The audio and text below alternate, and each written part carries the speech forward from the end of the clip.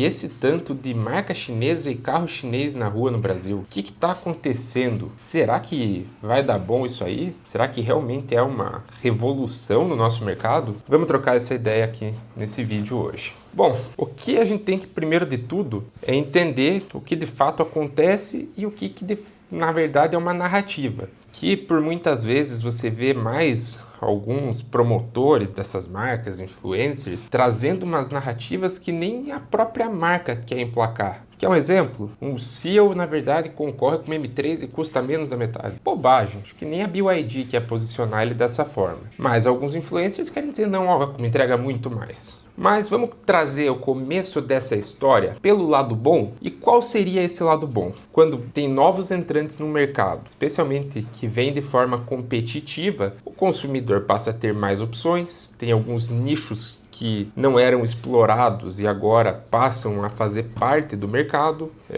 Você tem ali às vezes uma porta de entrada um pouquinho mais baixa para algum tipo de produto. Então, eu acho que a principal vantagem dessas marcas é isso, você tem novos players no mercado, você acaba tendo concorrência e com isso você provoca quem estava talvez numa zona de conforto a se mexer, a trazer mais coisas no produto, dar uma inovada. Aí, por outro lado, tem a questão das marcas mesmo, né? Não é uma novidade tão grande que cada marca tem seu valor, tem sua tradição, tem toda uma história e ela acaba sendo vendida junto com o produto. E o carro chinês, no caso, são marcas novas, elas gozam de um benefício da dúvida. Obviamente, essas marcas não gozam de um prestígio, como por exemplo uma marca super consolidada, não vamos nem falar de prêmio, vamos falar do que vende muito no mundo todo. Toyota, ela não vende um nicho premium exclusivo, mas ela vende na marca dela, sou o carro bom e confiável.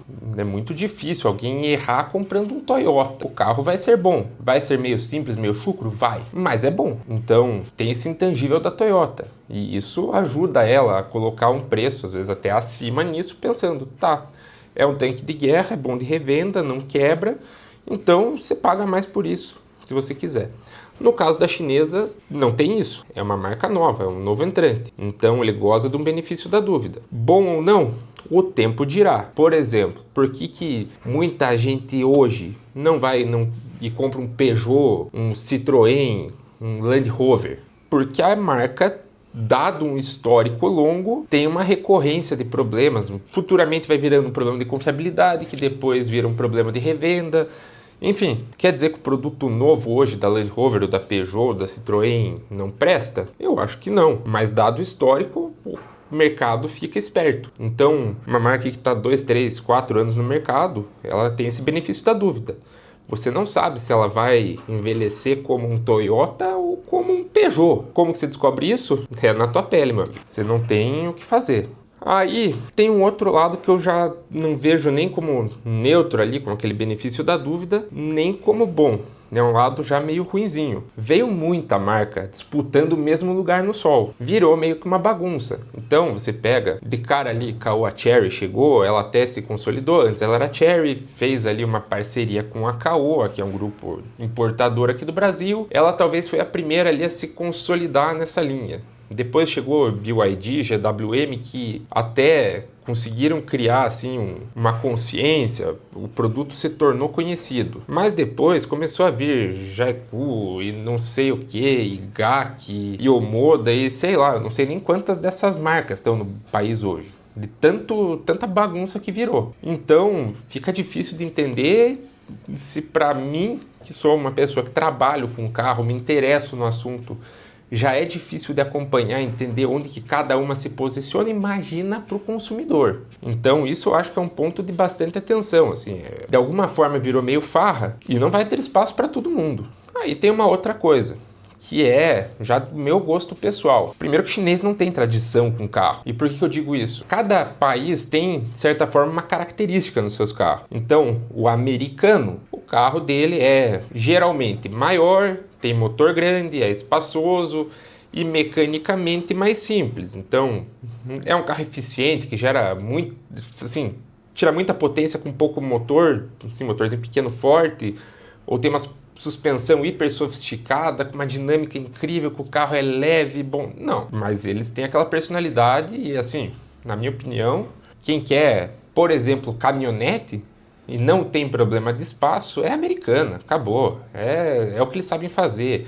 Ou SUV gigante, enfim, é americano. Aí pega, por exemplo, o alemão. A tradição do alemão é aquele carro ali feito para sob medida, né? Motor, especialmente 6 cilindros ali, falando muito de BMW e Porsche.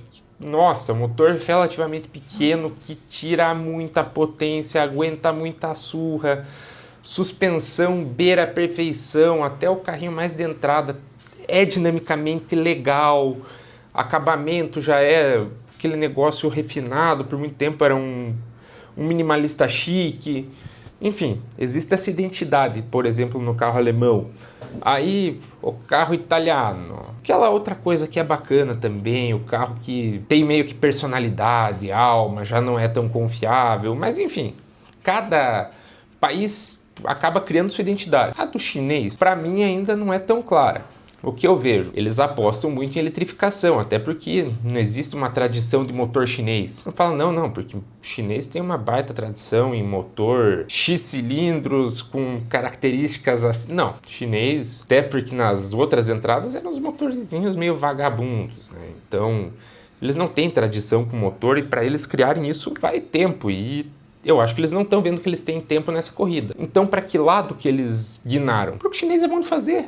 Eletrônico, elétrico. Então o chinês se consolidou com muita ênfase no motor elétrico. Ah, mas tem o carro híbrido. Sim, mas nesse modelo de híbrido chinês, a grande estrela do conjunto propulsor é o motor elétrico com auxílio à combustão, que é muito diferente, por exemplo, do que um alemão entende por carro híbrido. Você pega o alemão, a estrela ali é o motor a combustão e ele tem um auxílio elétrico, não é um elétrico com auxílio à combustão como no chinês. E isso você vê até em híbridos que não são tão chineses. Pega alguns japoneses, vão para essa mesma linha, que seria lá o novo Civic ou a nova Outlander mesmo, que a estrela da coisa é o motor elétrico. Combustão auxilia como gerador, às vezes ele ajuda com um pouquinho de torque no elétrico, não como o jeito que eu prefiro o híbrido, que é do modo alemão, que você conecta o elétrico ali no sistema de transmissão e ele ajuda a combustão, né? Um regime mais extremo. Então tem essa personalidade do chinês, particularmente não me agrada. Nem essa ideia do tão elétrico ou desse estilo de híbrido. Eu gosto de motor, eu acho que para a parte sensorial, você sentir o jeito que o motor trabalha, o jeito que ele cresce, gera torque, gera potência, é muito legal. Claro, tem seu lado bacana do carro elétrico, é super ágil, mas assim, pro meu gosto, já não bate tanto. Eu sei que eu não sou a regra, eu sou muito entusiasta de algumas coisas que a grande maioria do público não tá nem aí. Então, aí começam os lados que eu vejo como ruins. O primeiro é, essas marcas são novas, elas não têm tradição, elas acabam tendo que testar muito em campo, muito na rua. E os carros vão mudando muito rápido. Você pega, às vezes, dentro de um ano, tem 3, 4 alterações no mesmo produto. Então lança um com mais potência, um com menos e não sei o que, e dali a pouco o portfólio que você tinha no começo do ano já não tem mais. E aí, como que isso envelhece? Eu não vejo com olhos muito bons, porque naturalmente quem comprou no começo do ano e era uma disposição portfólio, no final do ano é outra, na hora que for vender usado vai virar uma salada de fruta, ninguém se entende. Isso eu já acho meio ruim. Outra coisa é a parte de qualidade, que se encontra com aquilo que eu falei de narrativa, muito proposta por esses influencers e promotores, que seria que, não, o carro chinês ele tá chegando junto com o premium consolidado, entregando igual ou mais, só que muito mais barato. Vamos com calma aí. Os carros, eles, aonde os olhos veem, realmente entregam tanto de coisa interessante. É uma tecnologia ali, um festival de telas e telinha que gira e não sei o que, e luzinha pra lá, luzinha pra cá. Aí se convencionou achar que carro premium tem ali revestimento de material macio ali por tudo, e aí, nossa, é o festival do soft touch e não sei o que, e aí dali a pouco estão falando, ó, isso aqui é igual uma Mercedes, igual uma BM. E, não é, né? É bonito, é gracioso, você sente, você vê dinheiro ali, mas quer queira, quer não, você não come aquilo que você não paga, né? Então, do que eu já vi, por exemplo, do BYD Song, a suspensão traseira dele é bem na minha opinião, safadinha. Não se compara com, por exemplo, um carro de uma BMW, de uma Mercedes do mesmo nível. Você vê tudo muito mais robusto, com muito mais engenharia.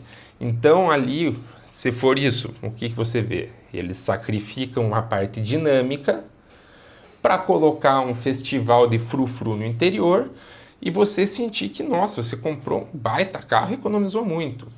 Infelizmente não tem como. Aí até tem a narrativa que não, ó, a China, essas montadoras estão fazendo uma economia gigante de escala, por isso consegue entregar tanto com tão pouco.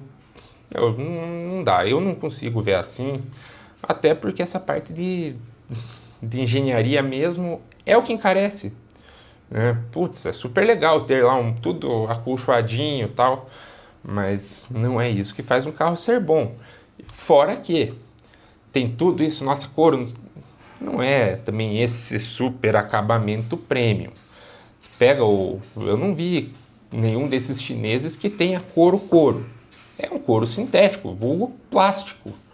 Ah, põe plástico com uma espuminha por baixo, nossa, dá um super ar sofisticado. Não quer dizer que o carro é bom. Até uma coisa que eu vi algumas, não exatamente reportagens, mas alguns conteúdos, os carros parecem ser seguros em colisão e tudo, ter os equipamentos. Isso é muito bom. Mas agora que ele tem a mesma qualidade de soluções de mecânica e dinâmica que um carro premium de verdade, não tem. Tanto que ele não custa para isso. E nem tem como. Sinceramente, não acho que uma marca como uma Volkswagen não queria poder praticar um preço um pouco menor e, abraçar muito mais mercado. É lógico que gostaria.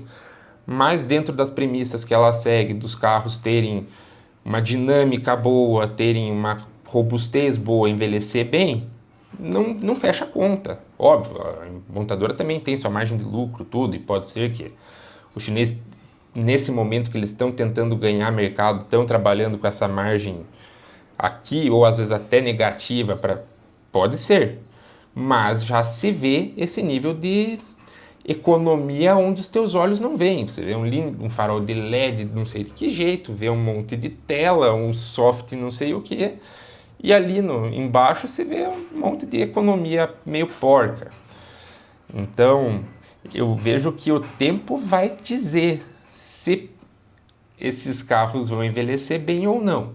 Já vi coisa assim de, nossa, parte dos acabamentos que são lindinhos ali, novos, já descascando, volante já enrugando, essas coisas. Então, pode ser bonito, tem que ver se é bom. Quem diz isso? O tempo.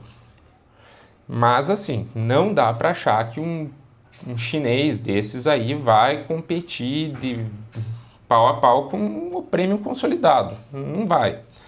Ele pode ser uma alternativa, às vezes, ao carro mais de volume ali, com um nível ali de sofisticação onde os teus olhos veem. Mas você não está levando tanto carro a mais assim por menos dinheiro.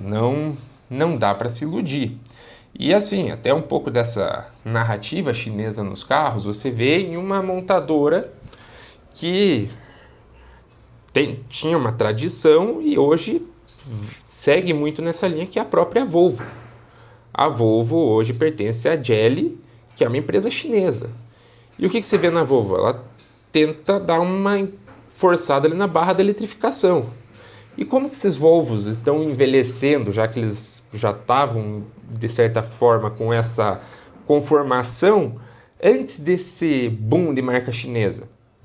O que eu vejo é que a confiabilidade já não é das melhores. Especialmente os produtos ali XC60, XC90, que tem o auxílio elétrico, quando tem um pouquinho mais de idade e quilometragem, o motor vai para o espaço e você não tem o que fazer. É motor novo e custa uma paulada, é mais de 100 mil.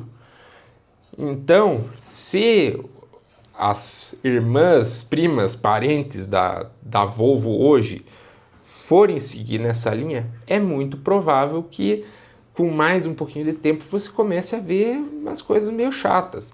Esses carros, até para as marcas ganharem mercado, vieram com um bom tempo de garantia, então Pode ser que de início não seja um barulho tão grande, mas para frente não se sabe. Até apareceu para mim esse vídeo. É super boçal o que o cara tá fazendo, de ficar forçando ali a coluna de direção. Ninguém vai fazer isso. Mas acaba mostrando um pouco de como que o carro se comporta onde seus olhos não veem. Você vê, ele pegou um monte de outros carros, forçou, não aconteceu nada. Nesse Omoda foi lá, arrancou a coluna de direção na mão. Provavelmente a coluna de direção não vai ser na tua mão dirigindo, mas dependendo de uma batida ou com algum tempo de uso, o carro começa a ficar todo zoado. Porque não adianta, você não vai levar mais carro por menos dinheiro. Se fosse tão fácil assim, quem já está aí estaria fazendo isso. Não tem economia de escala que traga isso. Então, ganha de um lado, perde do outro. Mas é isso, eu recomendo a compra de algum carro chinês? Recomendar, não recomendo. Eu acho que você vai ser, de alguma forma, um boneco de testes das empresas. Se for bom, muito bom para você. Se der meio ruim, sobrou para o teu lombo, não tem o que fazer. Pode ser que as empresas prosperem no Brasil e sejam boas de pós-venda, etc. E vai ser ótimo, vai ser uma opção a mais. Mas no momento, eu ainda não vejo que elas tenham se afirmado assim. Elas dizem que vão. Se vão cumprir com o que dizem, é outra história. Por exemplo, esses SUVs aí, eu não colocaria meu dinheiro num deles. Até esses mais carrinhos de cidade ali, eletriquinhos, tipo Dolphin, essas coisas, eu acho que pode fazer sentido para quem anda muito em cidade e acaba rodando bastante na cidade, trânsito travado, tudo, não quer gastar com gasolina, consegue carregar em casa. Pode ser que a longo prazo ele se pague nessa questão do combustível, mesmo que deprecie um pouco mais, ou para quem às vezes tem frota também, de carro que anda muito em ciclo urbano, pode fazer sentido. Os produtos mais de cima eu acho, por enquanto, loucura comprar. Até porque você fala, nossa, mas um SUV desse por 250 mil, que você compra novo. Não compra nada novo. Mas, por exemplo, aqui na AutoAdvisor, o nosso trabalho é achar aquele carro seminovo muito bom, muito inteiro, que já tenha passado pela mais grave do ciclo de depreciação, não vai te trazer um ônus considerável em manutenção, você está levando muito mais carro pelo mesmo dinheiro que compra um negócio desses novo, mas assim, com um pouco de respaldo, que você sabe como aquilo ali envelhece, você já tem uma tradição daquilo, você sabe como que é mercado de peça quando você precisa, você sabe como é que é reparabilidade quando você precisa.